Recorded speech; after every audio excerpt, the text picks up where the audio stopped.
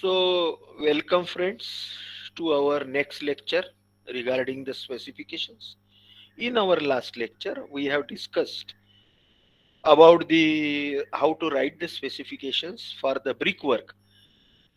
Today we will be learning or just it's a sort of discussion how to write the specification and what is expected while writing the specification, because specifications are nothing but the guidelines to the contractor and to the owner also and to the supervisors, etc., that how the construction quality is to be maintained at site of the various items of work.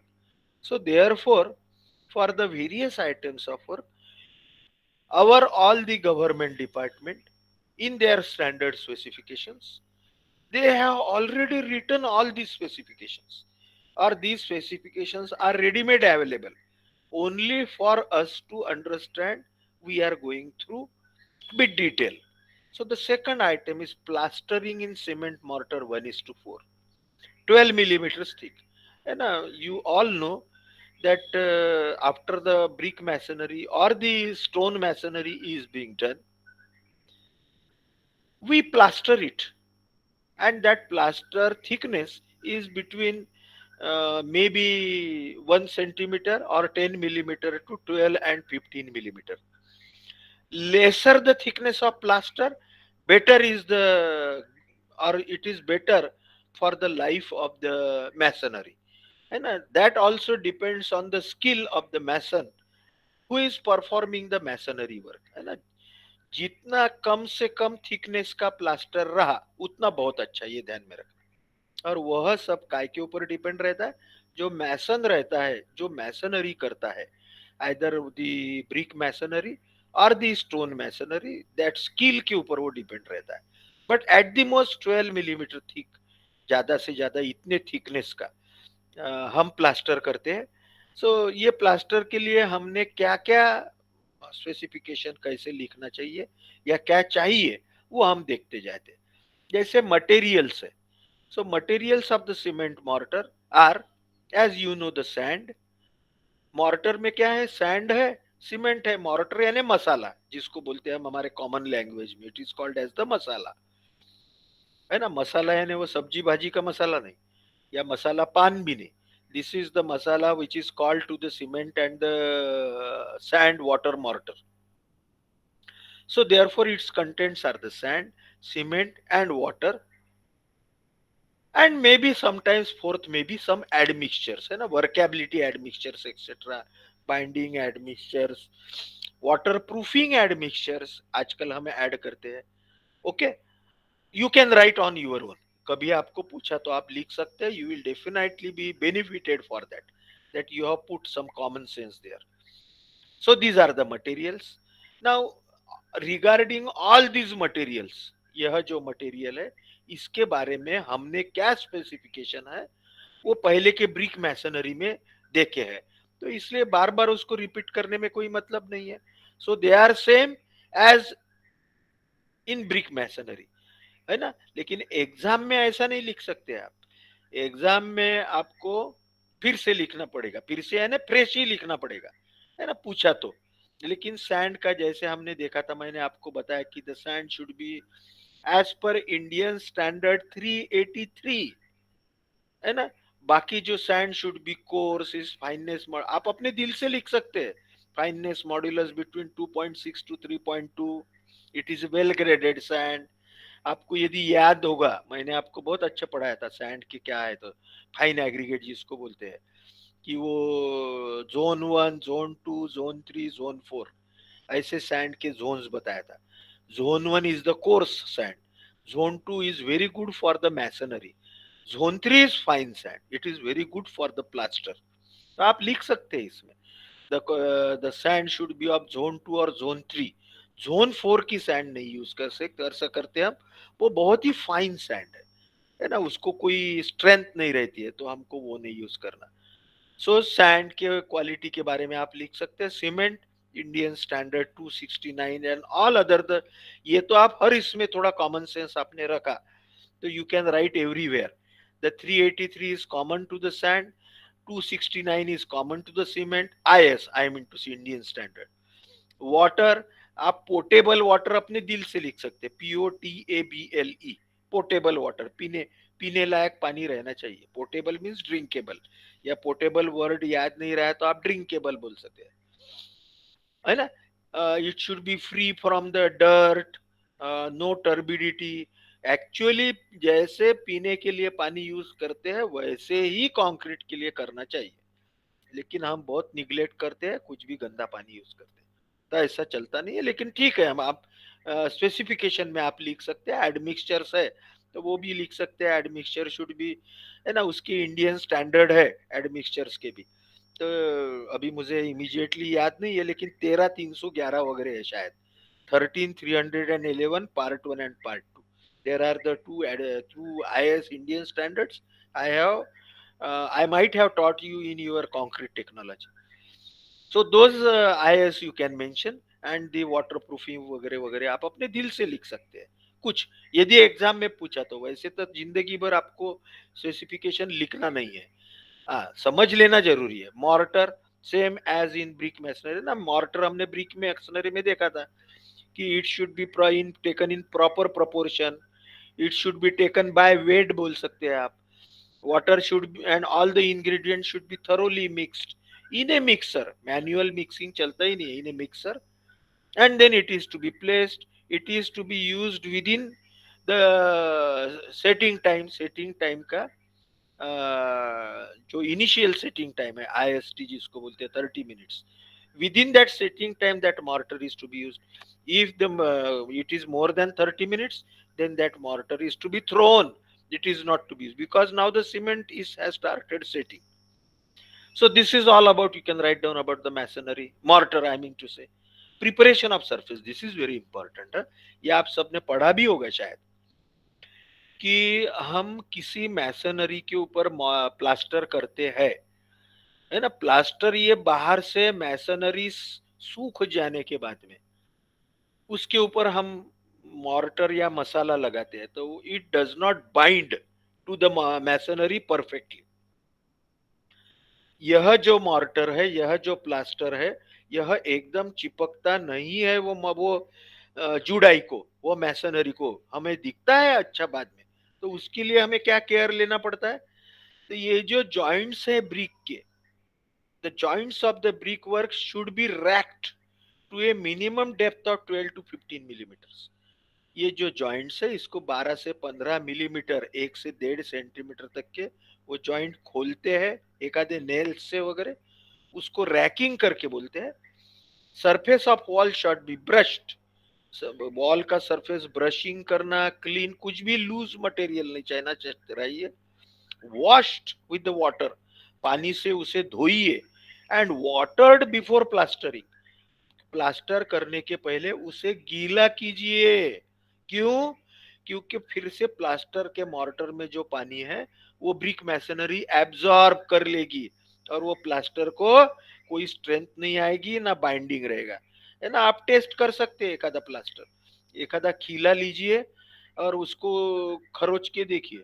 ये ऐसा घर में मत कीजिए बहुत ज्यादा, कहीं एक आधा ऐसा टेस्ट कहीं कर सकते हैं.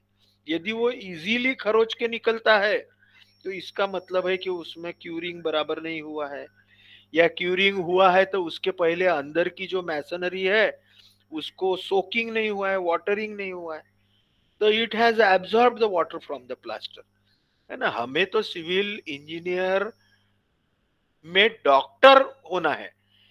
डॉक्टर यानी कैसा डॉक्टर, जैसे पहचानता है किसी पेशेंट को देखने के बाद कि इसको क्या बीमारी है, तो वैसे ही we want to become a good civil engineer, so that by inspecting the structure, structure देखने के बाद में हमें पता लगना चाहिए कि इसका क्वालिटी बराबर हुई है या नहीं. ये ऐसे कैसे पता होगा, तो ऐसे थोड़ा सा हमने एक आधा रैकिंग कर लिया, एक आधा हैमर से थोड़ा सा ठोक के देख लिया तो हमें पता चलता है.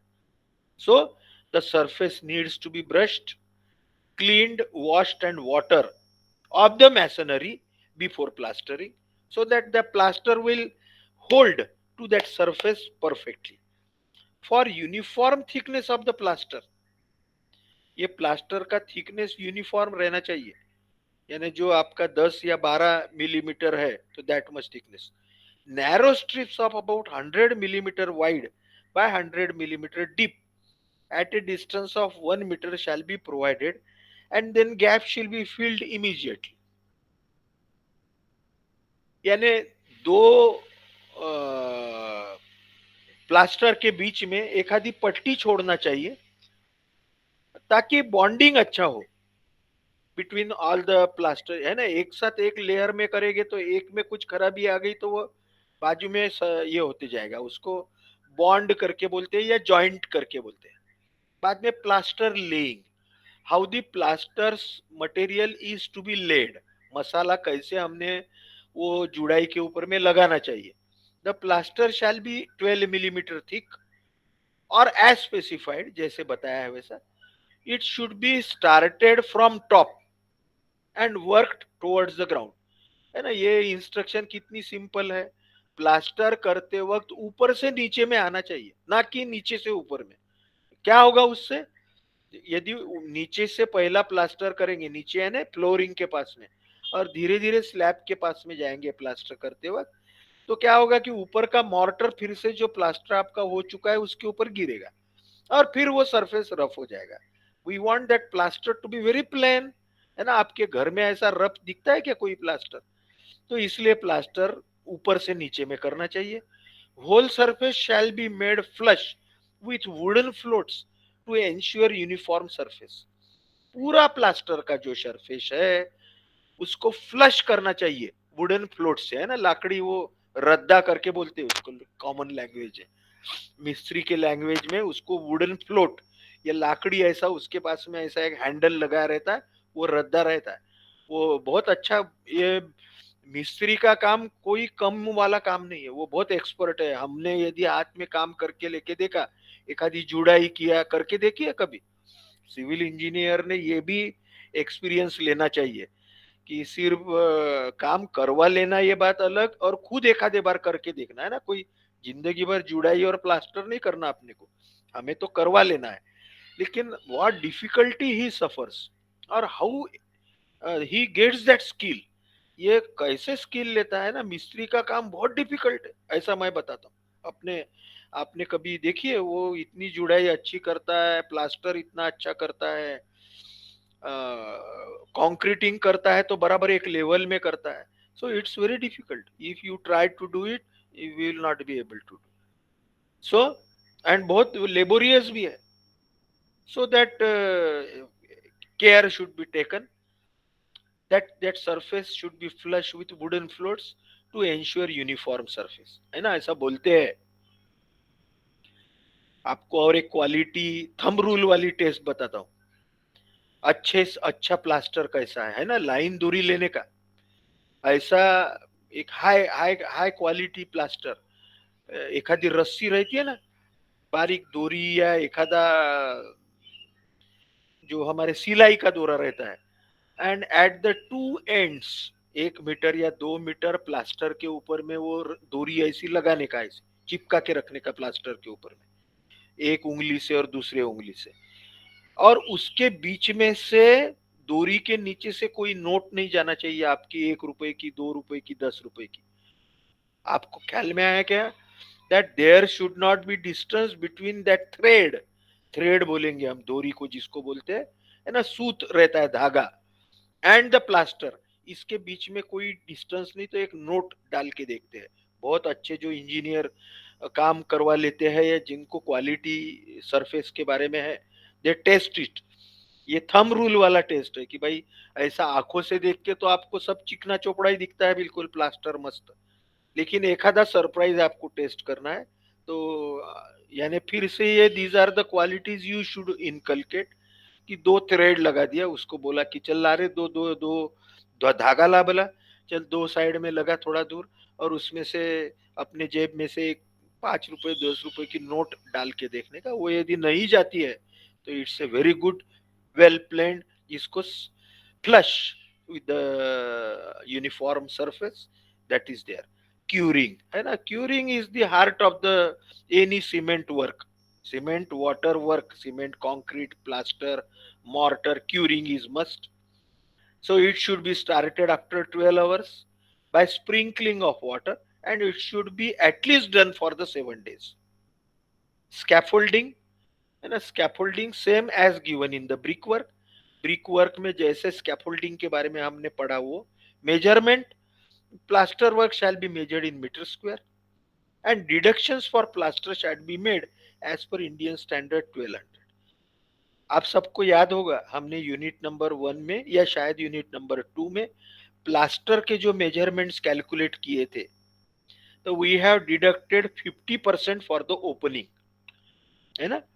जो भी दरवाजे खिड़कियों के जो ओपनिंग है उसका एरिया जो है उसका 50% हमने प्लास्टर के लिए डिडक्ट किया था. It has been said in this Indian standard 1200. ठीक है. वाई? बिकॉज पूरा प्लास्टर उसको खिड़कियों में दरवाजे में अंदर से भी करना पड़ता है मैसन या किसी ठेकेदार को. So it is very difficult to measure that width, and therefore what we do, एक चलो भैया आधा 50% of that quantity is being taken.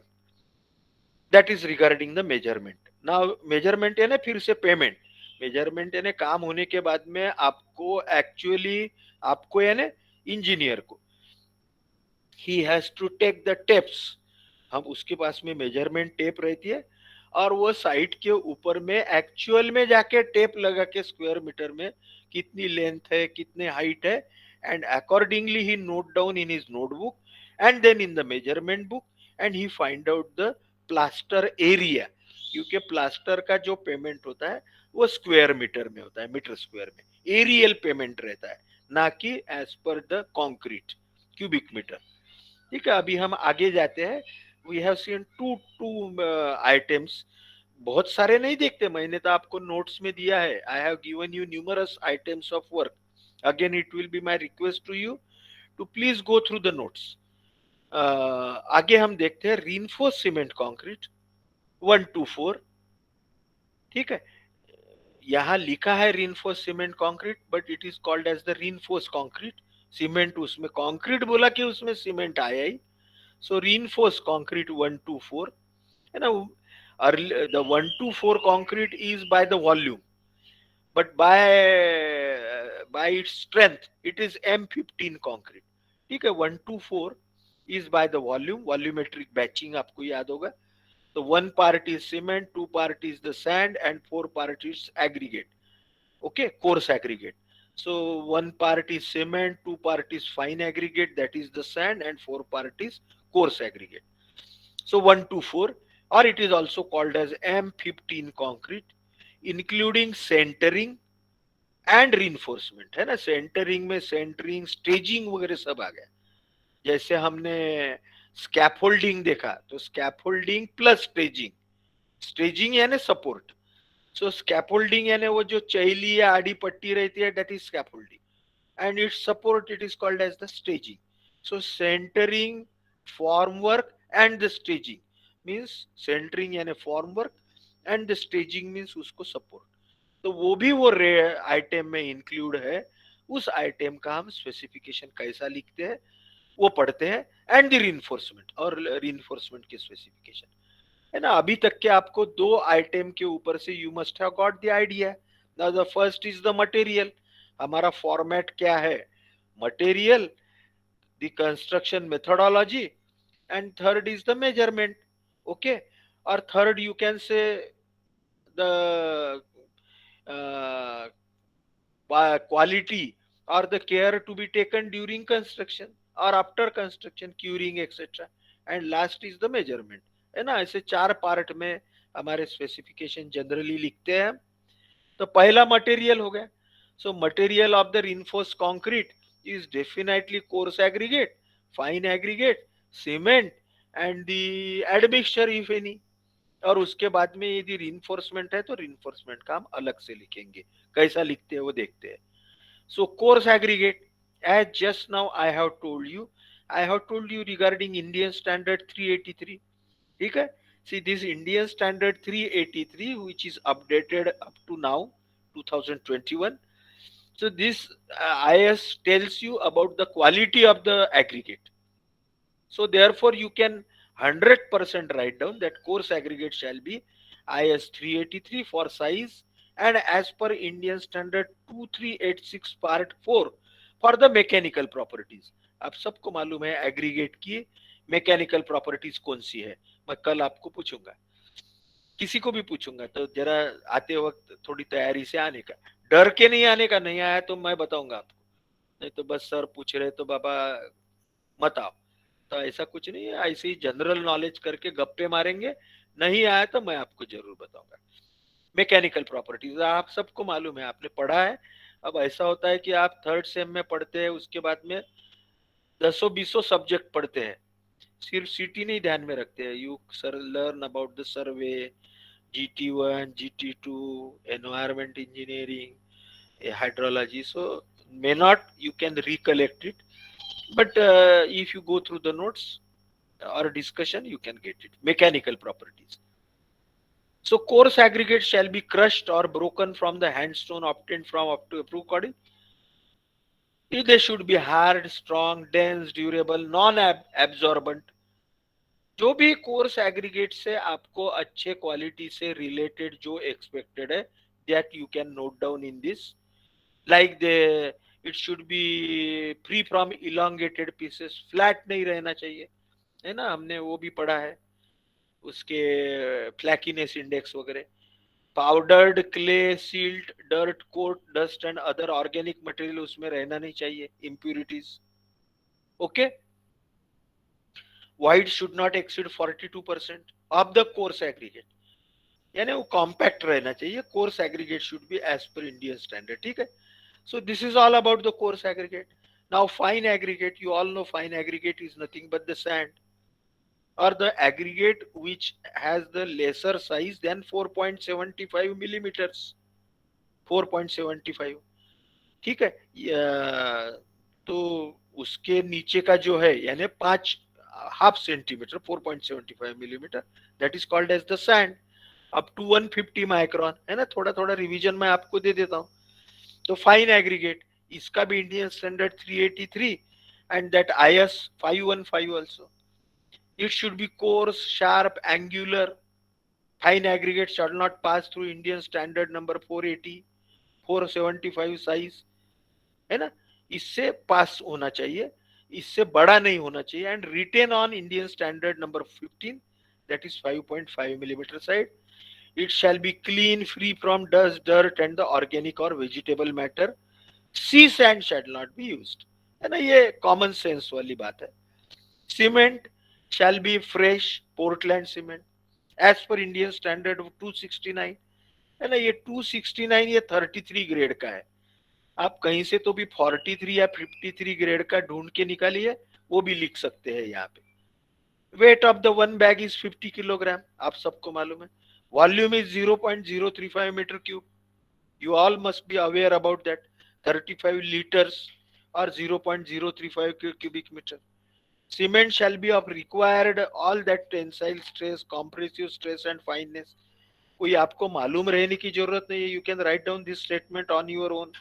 All those qualities required from the good cement, especially regarding compressive stress, 33, 43 और 53 grade जिसको बोलते हैं, और fineness, है ना, हमने वो fineness of the cement by the Blaine's air permeability test से पढ़ा था। So that fineness you can write down here. The initial setting time should not be less than 30 minutes and the final setting time should not be more than, आप मुझे बताइए क्या चाहिए तो। Water shall be clean, shall be free from the deleterious material, पानी में कचरा नहीं रहना चाहिए, acid, oil, salts। कितना है final setting time? All, can you able to tell me? You can tell me in your next lecture or at the last of our lecture. Water shall be potable, पीने लायक चाहिए, for mixing and curing of the concrete. Proportions, जैसे मैंने आपको बताया, cement, sand and coarse aggregate 1:4, 1 part of cement, 2 part of the sand and 4 part of the aggregate। ये volumetric हो गया, हाँ? ये हम ऐसा लिख भी सकते हैं, additionally it can be taken by wait also. Sand shall be, ये वॉल्यूमेट्रिक है इसलिए मेजरिंग बॉक्सेस के साइजेस दिए है, 35 लीटर वाले। 350 mm to by 250 by 400 millimeter. Okay, measuring boxes जिसको फर्मे करके हम बोलते हैं या टेम्पलेट बोलते हैं. If the sand contains moisture, then extra quantity of sand required for bulkage shall be determined and added at the site. Bulking of the sand. The concrete shall have minimum characteristic strength of 15 Newton per millimeter square or as specified है ना, M15 का ही है. So 15 Newton or 150 kg per centimeter square. बाद में mixing. All you know that for mixing of the concrete, mixer machine is used. Drum shall be turned at least for 120 seconds after all ingredients are added. यानी 120 seconds के लिए उसको mixing करना चाहिए. 2 minute, 120 seconds means 2 minutes are added till plastic mix of uniform color is obtained. Okay, dry नहीं रहना चाहिए. Wet mixing shall be done.